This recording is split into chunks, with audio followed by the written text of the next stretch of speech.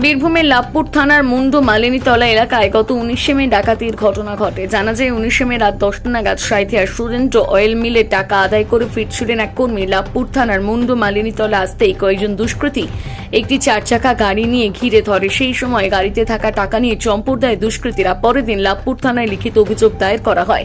শুরু হয় লাভপুর থানার ওসি আব্দুল গফফারের নেতৃত্বে পুলিশের তদন্ত নেমে 2 সপ্তাহের মধ্যে লাভপুর থানার পুলিশ 3 দুষ্কৃতীকে গ্রেপ্তার করে। তারপর শুরু হয় জিজ্ঞাসাবাদ। ওই 3 দুষ্কৃতীরা স্বীকার করে যে তারাই ডাকাতি করেছিল। তাদের কাছ থেকে 6,25,000 টাকা উদ্ধার করা হয়েছে বলে জানা গিয়েছে পুলিশ সূত্রে।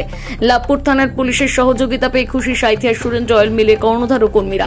লাভপুর থানার ওসি আব্দুল গফফর ও লাভপুর থানার পুলিশ কর্মীদের ধন্যবাদ জানিয়েছে সাঁইথিয়ার সুরেন্দ্র অয়েল মিলের কর্ণধার। লাভপুর থানার পুলিশের সাফল্যে খুশি এলাকার জনসাধারণ।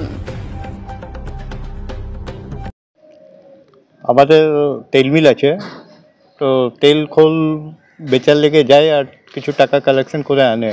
তো রাস্তাতে কি আছে, ছিনতাই হয়ে গেছে লাভপুরের কাছেই। তো লাভপুর থানা ওসি আর লাভপুর বড়বাবু, লাভপুর সবাই পুলিশ কর্মী যারা আছেন খুব ভালো কাজ করেছেন আর টাকাটা উদ্ধার করে দিয়েছেন।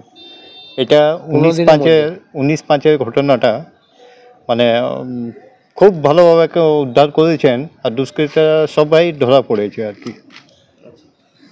মানে যে আপনার প্রায় 2 সপ্তাহের মধ্যে আপনার টাকা উদ্ধার হয়েছে, বলবেন লাভপুর থানা খুবই প্রশংসনীয় কাজ এবং মানে বড়বাবুর।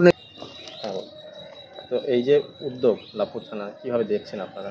খুবই ভালোভাবে দেখছি, আর এটা একটা ব্যবসার লেগে খুবই নিরাপত্তা যা কাজ করেছেন লাভপুর বড়বাবু নেতৃত্ব যারা সবাই আছেন আর কি, যা কাজ করেছেন খুবই প্রশংসনীয়জনক, খুবই প্রশংসা আছে ওনার।